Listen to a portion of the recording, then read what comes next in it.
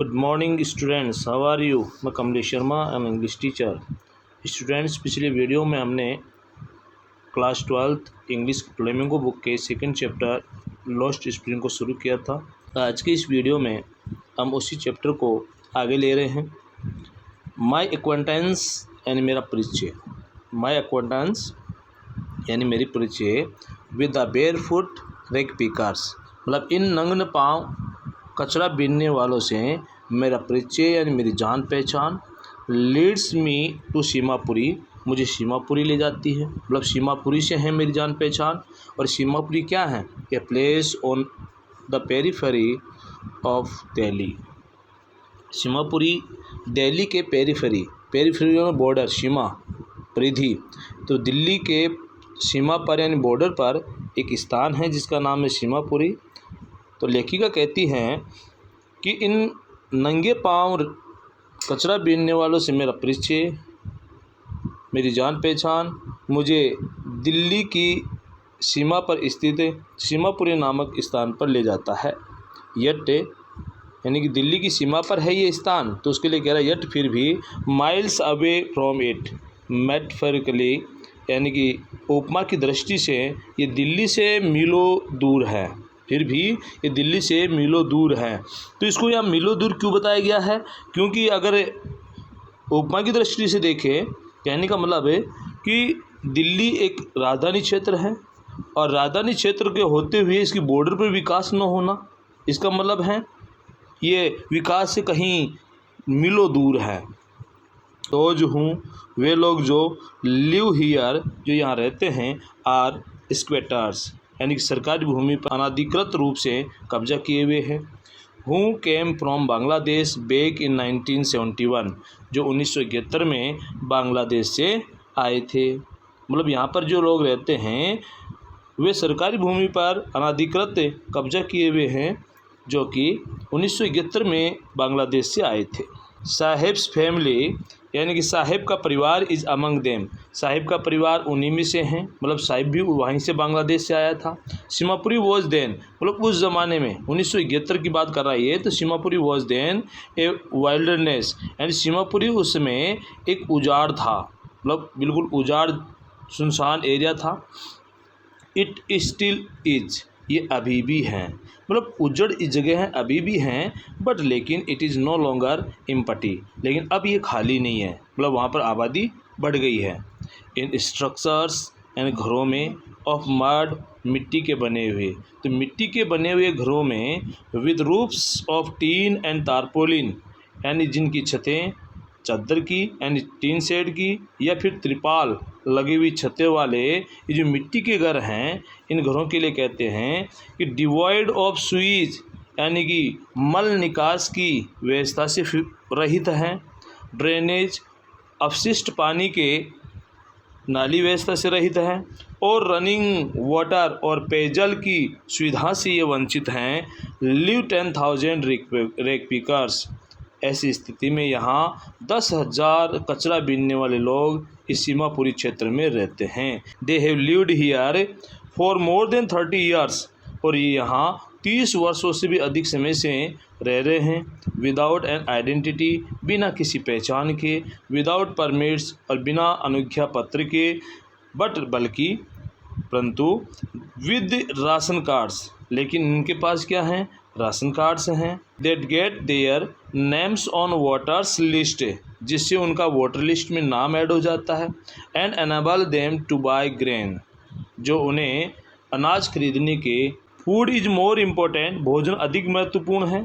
For survival यानी जिंदा रहने के लिए, तो जिंदा रहने के लिए भोजन अधिक महत्वपूर्ण है। देन एन आइडेंटिटी, पहचान के बजाय, तो पहचान के बजाय जिंदा रहने के लिए भोजन अधिक महत्वपूर्ण है, ज़्यादा ज़रूरी है। इफ़, अब यहाँ कोटेशन दिया हुआ है, if at the end of the day, यानी कि दिन के अंत में, मतलब क्या हुआ? शाम के समय। वी, हम लोग, कैन फीड आर फैमिलीज, हमारे परिवारों को यानी परिवार के लोगों को खिला सके। And go to bed without an aching stomach, और बिना पेट दर्द के, बिना किसी तकलीफ के हम सो सके। क्या कह रहा है ये? यदि शाम के समय हम अपने परिवारों को यानी परिवार के सदस्यों को खाना खिला सकें और बिना पेट तकलीफ के, पेट दर्द के हम सो सके, तो we would rather live here, तो हम यहाँ रहना पसंद करेंगे, यानी यहाँ रहने को ज़्यादा वरीयता देंगे, देन इन द फील्ड्स, बजाय उन खेतों में, dead gave us know grain, जो हमें कोई अनाज नहीं देते थे, मतलब जहाँ से हमें कोई अनाज नहीं मिलता था। ए ग्रुप ऑफ वीमेन, इसको क्या पढ़ेंगे हम, इसको पढ़ेंगे वीमेन। तो कह रहा है says A group of women, महिलाओं का एक ग्रुप यानी महिलाओं का एक ग्रुप यानी समूह कहता है, इन टेटर्ड साड़ीज, जो फटी पुरानी चिथड़े रूपी साड़ी पहनी हुई हैं। तो कह रहा है कि ये बात महिलाओं का एक समूह जो कि फटी पुरानी साड़ियाँ पहनी हुई हैं, वो कहता है, कब कहता है कि व्हेन आई आस्क, तो लेखिका कहती है कि जब मैं पूछती हूँ, किनसे, उनसे, देम यानी उनसे, तो जब मैं उनसे पूछती हूँ, व्हेन आई आस्क देम, जब मैं उनसे पूछती हूँ कि why they left their beautiful land of green fields and rivers, कि उन्होंने अपना हरा भरा खेतों वाला और नदियों वाला देश क्यों छोड़ दिया, तो वो कहती हैं कि हम वहाँ रहना ज़्यादा पसंद करेंगे जहाँ हमें शाम के समय भोजन और बिना तकलीफ़ के हम सो सकें। तो वेयर एवर, जहाँ कहीं भी, दे फाइंड फूड, जहाँ कहीं भी उन्हें भोजन मिलता है, मतलब जहाँ कहीं भी उनको रोज़गार मिलता है, दे पिच देयर टेंट्स, और वे फिर वहीं क्या करती हैं, टेंट्स पिच कर देती हैं, मतलब वहीं पर अपने तंबू लगा देते हैं। तो कह रहा है दे पिच देयर टेंट्स, और वे अपने तंबू गाड़ देते हैं। डेट बिकम ट्रेंजिट होम्स, और फिर ट्रेंजिट में अस्थायी, और फिर ये तंबू ही उनके क्या बन जाते हैं, अस्थायी घर बन जाते हैं। Children grow up in them, और बच्चे उनमें बड़े होते हैं। बिकमिंग पार्टनर्स इन सर्वाइवल, और उनके ज़िंदा रहने में उनके पार्टनर यानी उनके साथी बन जाते हैं। And survival in Seemapuri means रेग पिकिंग, और सीमापुरी में जिंदा रहने का मायना यानी मतलब कचरा बीनना है। थ्रू द ईयर्स, यानी वर्षों से, इट हैज़ एक्वायर्ड, इसने प्राप्त कर लिया है, किसने, कचरा बीनने ने, the proportion of an art, एक ललित कला का आकार। प्रोपोर्शन का मतलब क्या है, आकार, फाइन आर्ट का मतलब ललित कला। तो वर्षों से चले आ रहे इस कार्य ने एक ललित कला का आकार ग्रहण कर लिया है। गार्बेज टू देम, यानी ये कचरा उनके लिए, इज गोल्ड, यानी कूड़ा करकट उनके लिए एक सोना है, कूड़ा करकट उनके लिए सोना है, मतलब सोने जैसा है। It is their daily bread, ये उनकी रोजी रोटी है। रूफ ओवर देयर हेड्स, और उनके सिरों की छत हैं। इवन इफ, फिर भले ही, it is a leaking roof, फिर भले ही ये टपकने वाली छती क्यों ना हो, बट फॉर ए चाइल्ड, लेकिन एक बच्चे के लिए, इट इज़ इवन मोर, ये उससे भी कहीं ज़्यादा हैं, मतलब बच्चे के लिए कौतूहल भरी चीज़ है। आई समटाइम्स फाइंड ए रूपी इवन ए 10 रुपी नोट, और कभी कभा, यानी समटाइम्स यानी कभी कभा, मुझे 1 रुपया या इवन की 10 रुपये का नोट भी मिल जाता है। साहेब सेज, साहेब ये बात कहता है। हिज आइज लाइटनिंग अप, जब साहेब ये बात कहता है तो उसकी आंखों में खुशी की चमक दिखाई देती है, मतलब चमक उड़ती है खुशी से। व्हेन, जब, यू कैन फाइंड, जब तुम पा सकते हो, ए सिल्वर कॉइन, मतलब तुम्हें सिल्वर कॉइन मिल जाता है, इन ए हीप ऑफ गार्बेज, कचरे के ढेर से। तो लेखिका कहती है उनसे कि जब तुम्हें कचरे के ढेर से चांदी का सिक्का मिल जाता है, मतलब धन की प्राप्ति हो जाती है, तो यू डोंट स्टॉप स्क्राउचिंग, तो तुम छानबीन करना, खोजबीन करना बंद तो नहीं करते। For there is hope of finding more, क्योंकि अधिक पाने की जो उम्मीद होती हैं, आशा जो होती हैं। इट सीम्स, ऐसा लगता है कि दैट, कि फॉर चिल्ड्रन, बच्चों के लिए, garbage has a meaning different from what it means to their parents, ऐसा लगता है कि ये कचरा बीनना बच्चों के लिए कुछ अलग मीनिंग रखता है, उनका अलग ही मायना है, जो मतलब उनके पेरेंट्स से होता है। और पेरेंट्स के लिए ये कचरा बीनना जो मायना रखता है बच्चों के लिए, उससे कुछ अलग ही हैं। फॉर द चिल्ड्रन, बच्चों के लिए, it is wrapped in wonder, और फिर ये बच्चों के लिए आश्चर्य में लिपटा हुआ, यानी आश्चर्य में लिपटा हुआ कोई चीज़ है। जबकि क्या कह रहा है, फॉर द एल्डर्स, यानी बड़ों के लिए, it is A means of survival, जबकि बड़ों के लिए ये जिंदा रहने का एक साधन है, जीवित रहने का एक साधन है। वन विंटर मॉर्निंग, सर्दी की एक सुबह, आई सी साहेब, मैं साहेब को देखती हूँ, स्टैंडिंग बाय, के पास खड़े, द फेंस्ड गेट, यानी बाड़ लगे हुए दरवाजे के पास खड़े हुए देखती हूँ, ऑफ द नेबरहुड क्लब, पास के क्लब के गेट के बाहर। तो क्या कह रहा है, वॉचिंग टू यंग मैन, दो युवकों को देखते हुए, ड्रेस्ड इन वाइट एंड सफ़ेद पोशाक पहने, प्लेइंग टेनिस, टेनिस खेलते हुए। लेखिका कह रही हैं कि सर्दी की एक सुबह में साहेब को पड़ोस के क्लब के बाड़ लगे गेट के पास से खड़े होकर दो युवकों को सफ़ेद ड्रेस पहने हुए टेनिस खेलते हुए देखती हूँ।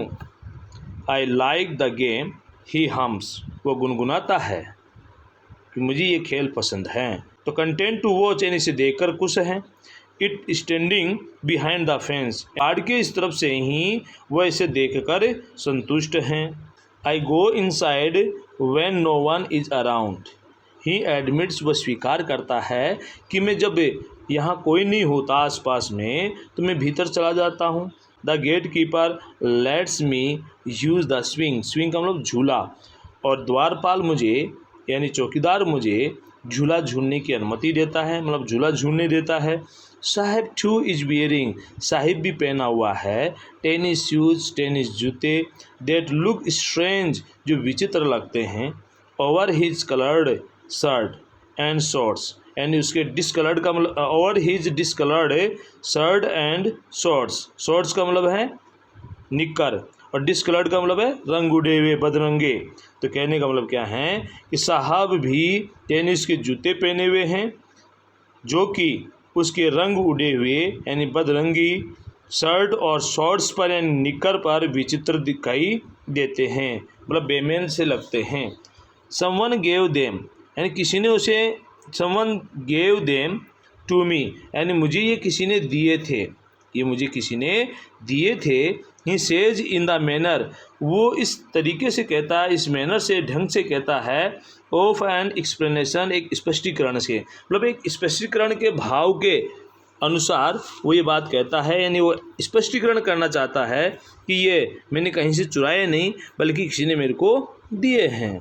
द फैक्ट, और तथ्य यानी सही बात तो ये है, मतलब जो ओरिजिनल बात उसकी बात कर रहा है कि द फैक्ट दैट, और ये तथ्य ये कि दे आर डिस्कार्डेड, यानी वो फेंके हुए यानी ठुकराए हुए शूज यानी जूते हैं, ऑफ सम रिच बॉय, यानी किसी धनाढ्य बच्चे के। तो फैक्ट यानी तथ्य यानी सच बात तो ये है कि वे जूते किसी धनाढ्य बच्चे के ठुकराए हुए जूते थे, फेंके हुए जूते थे। हूँ परहैप्स रिफ्यूज़ टू वियर, और शायद उसने पहनने से इनकार कर दिया था, because of a hole in one of them, क्योंकि उनमें से एक जूते में छेद जो हो रखा था।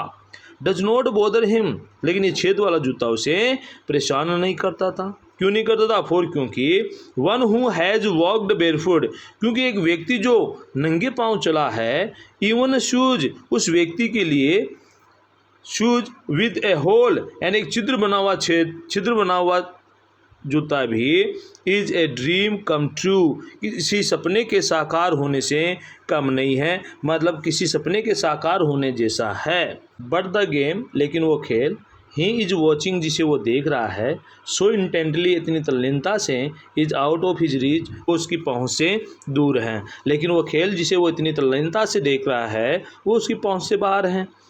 दिस मॉर्निंग, आज सुबह, Sahib is on his way to the milk booth, आज सुबह साहेब दूध की दुकान की ओर जा रहा था। आज सुबह साहेब दूध की दुकान की ओर जा रहा है। In his hand is a steel canister, यानी उसके हाथ में एक स्टील का बर्तन है।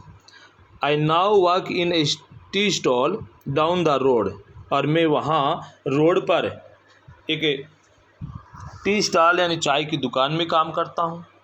ही सेज, वह कहता है, पॉइंटिंग इन द डिस्टेंस, यानी सुदूर इशारा करते हुए वो कहता है कि मैं वहाँ रोड पर चाय की दुकान में काम करता हूँ। I am paid and 100 rupees, मुझे 800 रुपये दिए जाते हैं। एंड ऑल माई मील्स, और सभी वक्त का भोजन, और मेरे सभी वक्त का भोजन और 800 रुपये मुझे तनख्वाह के रूप में दिए जाते हैं। Does he like the job, क्या उसे ये जॉब पसंद है, मतलब ये अच्छा लगता है। आई आस्क, जब मैं, लेखिका कहती है कि जब मैं उसे पूछती हूँ तो हिज फेस, यानी उसका चेहरा, आई सी में देखती हूँ कि has lost the carefree look, कि उसके चेहरे ने वो निश्चिंता का भाव खो दिया है, मतलब वो निश्चिंता का भाव उस चेहरे से जा चुका है। The steel canister seems heavier, वो स्टील का बर्तन उसे ज़्यादा भारी लगता है, ज़्यादा भारी महसूस होता है। देन द प्लास्टिक बैग, उस प्लास्टिक के बैग की तुलना में। ही वुड कैरी, जिसे वो ढोता था। So lightly over his shoulders, बहुत ही हल्के से अपने कंधे पर जिसे वो ढोया करता था। कंधे पर ढोते समय उसे कोई भारीपन महसूस नहीं होता था। वजह लिखी है इसने आगे कि द बैग वॉज हिज, कारण क्या बता रहा है यहाँ पर कि बैग उसका था, मतलब वो बैग खुद का था, मतलब मर्जी का मालिक। द कनिस्टर बिलोंग्स है क्या संबंध होना। The canister belongs to the man, अब ये जो कनिस्टर है स्टील का बर्तन जो हैं ये उस व्यक्ति का है who owns the tea shop, जिसकी दुकान है। कहने का मतलब दुकान मालिक का है। Saheb is no longer his own master, अब साहेब अपने स्वयं का, यानी अपने स्वयं पर मालिक नहीं रहा, मतलब अपने स्वयं का मालिक नहीं रहा। I want to drive a car, मैं कार चलाना चाहता हूँ। मुकेश इंसिस्ट, मुकेश जोर देकर कहता है on being his own master, अपना स्वयं का मालिक बने रहने के लिए। तो मुकेश अपना स्वयं का मालिक बने रहने पर जोर देकर कहता है कि मैं कार चलाना चाहता हूँ।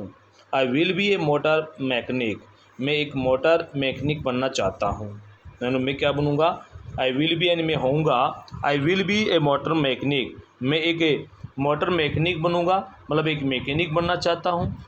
ही अनाउंसेज, वो जोर देकर कहता है, मतलब वो घोषणा करता है।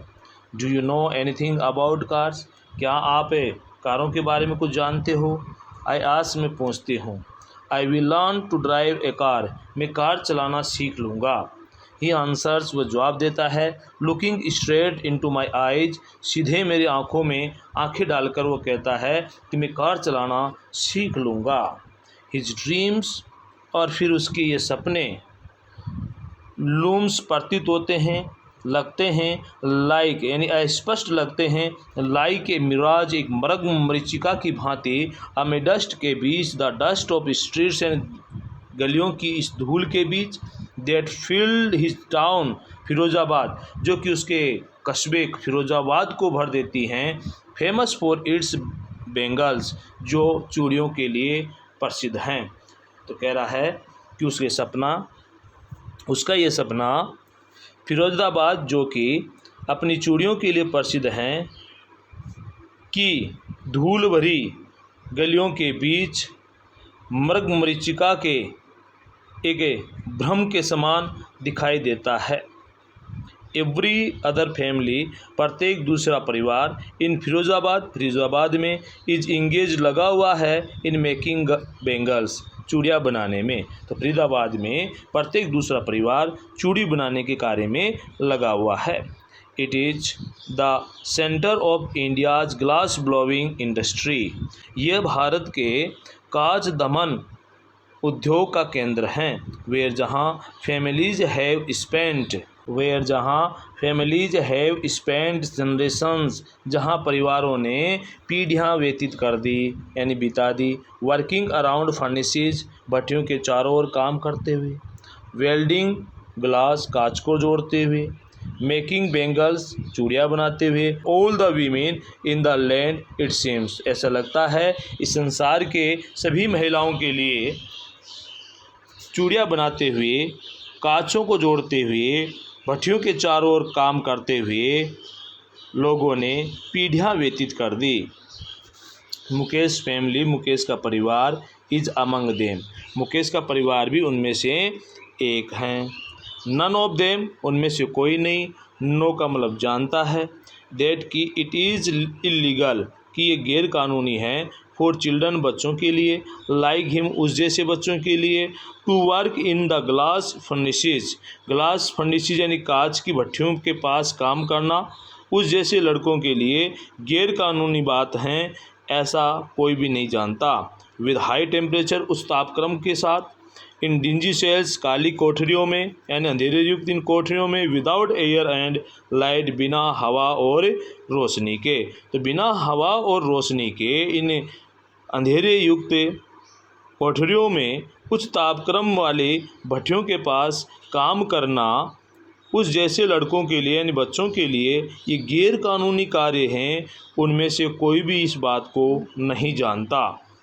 दैट द लॉ, और ये कि ये कानून इफ इन्फोर्स्ड यदि इसे लागू कर दिया जाए तो कुड गेट हिम तो उसे, एंड ऑल दोज 20,000 चिल्ड्रन और उन सभी 20,000 बच्चों को, आउट ऑफ द हॉट फर्नेसेज उन गर्म भट्टियों के पास से दूर कर सकता है यानी बाहर खींच कर ला सकता है। वेयर जहाँ दे स्लोग देयर डेलाइट आवर्स जहाँ वे अपना दिन का समय कठिन परिश्रम करते हुए गुजारते हैं व्यतीत करते हैं। Often losing the brightness of their eyes प्राय अपने आँखों की चमक को खोते हुए, मतलब जहाँ उनकी आँखें की जो रोशनी है वो ख़राब हो जाती हैं। मुकेश आइज बीम मुकेश की आंखें चमक उड़ती हैं। एज ही वॉलंटियर्स जैसे ही वो अपनी स्वेच्छा जाहिर करता है, टू टेक मी होम मुझे घर ले जाने की, विच जो कि ही प्राउडली से जिसके लिए वो बड़े गर्व से कहता है, इज बीइंग रिबिल्ड कि उसे फिर से बनाया जा रहा है। वी वॉक डाउन हम आगे बढ़े, स्टिंगिंग लेंस यानी कि बदबूदार गलियों में, चॉक्ड विद गार्बेज कचरे से अटी पड़ी, तो कचरे से अटी पड़ी बदबूदार गलियों में हम आगे बढ़े। पास्ट होम्स घरों के पास से गुजरे, देट रिमेन्स हाउस जो आधे टूटे हुए घर थे, विथ क्रम्बलिंग वॉल्स जिनकी लड़खड़ाते जिनके टूटी फूटी दीवारें, वूबली डोर्स जिनके डगमगाते हुए दरवाजे, नो विंडोज जिनमें कोई खिड़कियां नहीं, क्राउडेड विद फैमिलीज जिनमें परिवार इकट्ठे रहते, और ह्यूमन्स एंड एनिमल्स मनुष्य और जानवर को existence in A primal stage जो एक आदिम युग की अवस्था की तरह एक साथ निवासित थे। ऐसे घरों के पास से हम आगे बढ़े। ही स्टॉप्स वह ठहरता है यानी रुकता है, एट द डोर दरवाजे के पास, ऑफ वन सच हाउस ऐसे ही एक घर के, तो वह ऐसे ही एक घर के दरवाजे के पास रुकता है। बेंच यानी ठोकर मारता है, ए वूबली आयरन डोर एक डगमगाते हुए लोहे के दरवाजे के, विद हिज फुट अपने पाँव से, तो अपने पाँव से एक लड़खड़ाते हुए दरवाजे पर एंड दरवाजे के वो ठोकर मारता है, एंड पुशिस इट ओपन और इसे धकेल कर खोल देता है। We enter a half built shack और हम एक अर्धनिर्मित झोपड़ी में प्रवेश करते हैं। In one part of it इसके एक हिस्से में, थैच्ड विद डेड ग्रास मतलब सूखी घास से छप्पर बना हुआ है, छप्पर से ढका हुआ है। इज ए फायरवुड स्टोव जहाँ पर एक फायरवुड यानी लकड़ी जलाऊ चूल्हा रखा हुआ है, ओवर विच जिस पर सीड्स ए लार्ज वेसल जिस पर एक बड़ा बर्तन रखा हुआ है, ऑफ सीजलिंग खन खन करके आवाज़ के साथ उबलते हुए, स्पिनिज लीव्स यानी कि पालक की पत्तियाँ, यानी जिस पर कि बर्तन में पालक की पत्तियाँ खन खन करके उबल रही हैं। ऑन द ग्राउंड और ज़मीन पर ए इन लार्ज एल्यूमिनियम प्लेटर्स बड़े बड़े एल्यूमिनियम की प्लेटों में, आर मोर चॉप्ड वेजिटेबल्स और अधिक कटी हुई सब्जी रखी हुई है। ए फ्रेल यंग वुमन एक पतली सी यानी कृषकाएँ एक पतली कृषकाएँ महिला, is cooking the evening meal for the whole family पूरे परिवार के लिए शाम का भोजन पका रही हैं। Through eyes field with smoke और धुएं से भरी हुई आँखों से, सी स्माइल्स वो मुस्कुराती हैं, यानी हमारी तरफ देखकर वो क्या करती हैं, मुस्कुराती हैं। सी इज़ द वाइफ वो पत्नी हैं, और मुकेश एल्डर ब्रदर मुकेश के बड़े भाई की। Not much older in years अधिक उम्र की नहीं है वो, मतलब उसकी उम्र ज़्यादा नहीं है, लेकिन she has begun to command respect as bahu लेकिन वह एक बहू के रूप में सम्मान पाना शुरू कर दिया, मतलब उसका सम्मान होना शुरू हो गया, क्योंकि वो क्या थी, the daughter in law of the house उस घर की बहू जो थी already in charge of 3 men, पहले से उस पर 3 व्यक्तियों की जिम्मेदारी थी। हर हस्बैंड, उसका पति मुकेश, देवर मुकेश एंड देयर फादर, और उनके पिताजी जो कि उसके ससुर हैं। ऐसे 3 व्यक्तियों का उस पर पहले से जिम्मेदारी है।